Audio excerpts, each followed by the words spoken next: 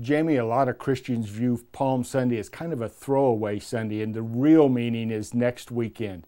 What would you say to those believers? Gosh, that is such a great question. And I think that that's really true. If we're honest with ourselves, many people come to church on a Palm Sunday, kind of expect to get a palm leaf, maybe take it home. But here in the desert, we got tons of those already, so we don't necessarily hand them out. And they just think, well, but the real stuff starts, Ash Wednesday, Maundy, Thursday, Good Friday, and then Easter Sunday.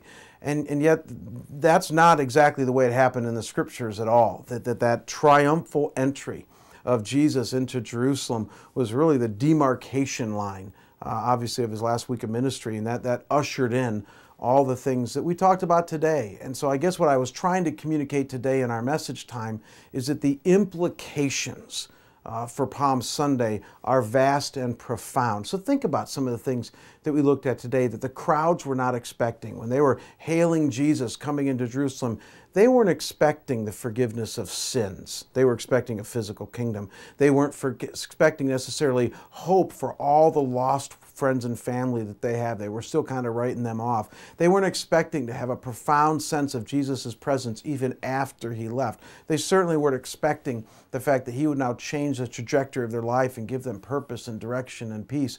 And they weren't expecting the fact that now that Jesus had ridden into Jerusalem, that they would now journey together with each other in this new community called the church. And so I guess my point today was simply that Palm Sunday, just like Good Friday and Easter, changes everything.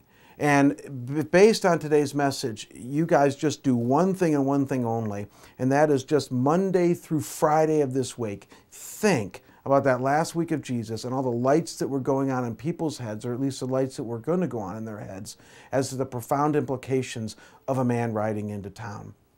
As we talked about, this has the power and capacity to change every aspect of our life. It really does, from the way we work to the way we treat our families, our marriages, our friends, our coworkers, even our own walk with the Lord.